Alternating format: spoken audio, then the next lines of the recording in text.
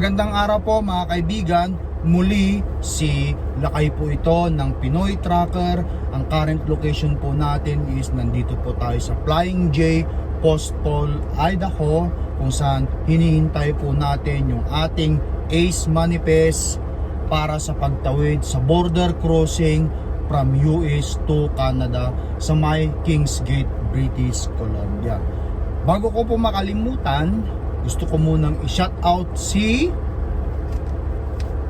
Tabaransa Jimwell ng Tagum, Davao.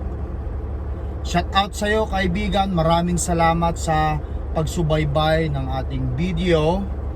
At ganun din mga kaibigan, kung may mga gusto kayong iparating sa akin at may mga mahalaga kayong mensahe sa akin, huwag nyo po sanang kakalimutan mag-iwan ng mensahe dyan sa comment section down below, and I will get back to you guys as soon as possible.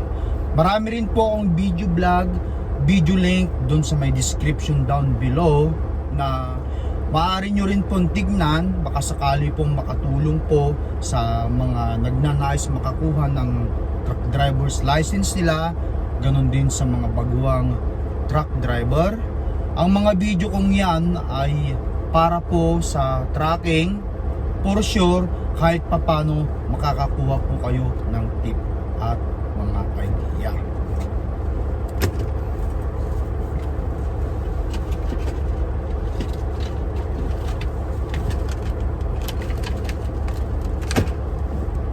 Ang bagong content po natin ngayon na pag-uusapan is itong tinatawag na bolt sealed lock, kung saan inisyu sa akin ito ng aking company dahil nga may bagong memorandum kung saan kapag ang pinikapan mo hindi ka na binigyan ng sealed lock, kailangan mayroon ka ng sealed lock na galing sa'yo.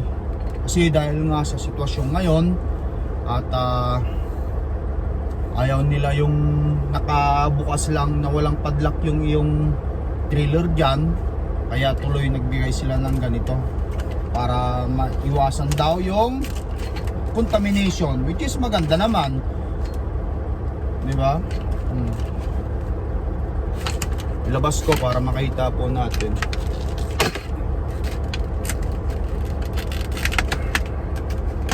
Ayan.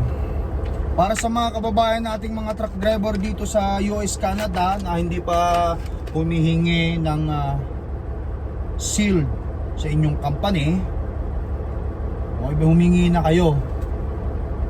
Hindi nyo naman kailangan bilhin ito, kundi ini-issue naman nila. Kita yun, nandiyan nakapangalan yung company name ko, yun baliktad, dyan, para makita natin yun, Turk, yan, Turk.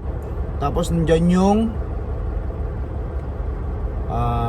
sealed number niya, kung saan ang gagawin po natin dito, babaliin lang po natin siya ganyan, and then tsaka natin siya papasok dun sa may likod, yung pinaka dalawang lever doon, padlock, tapos pasok din ito ganyan. And then hindi mo to basta-basta matatanggal kung wala ka talagang pamputol. Kailangan mo ng bolt cutter. Yan, isave ko ito. Pinakita ko lang para sa video natin ngayon, upang sa ganon makita po ng lahat. Pero meron na po akong isang nakalagay doon sa may likod at gusto kong bisitahin natin para makita. For the purpose of this video lang, muli, para sa mga kasama natin truck driver dyan na bumibiyahe ng US at Canada, kung hindi pa po kayo nakahingi sa company nyo na ng ganyan, humingi na po kayo kasi memorandum na po yan sa ngayon. Tara, tignan natin, puntan natin sa likod. Yan.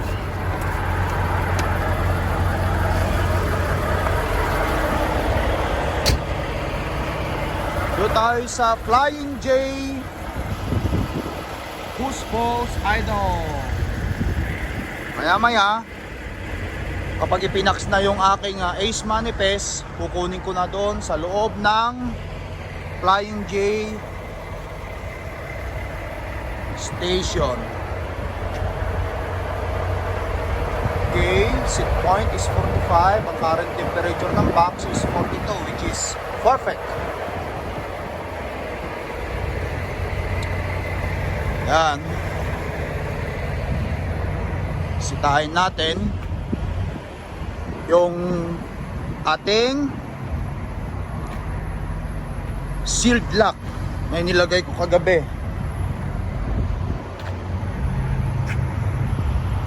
Flying J. Okay, ayan, nandito na. Ayan, ayan, nakita nyo. Hindi yan basta-basta matanggal kung wala kang tanggal yung bolt cutter. Ayan.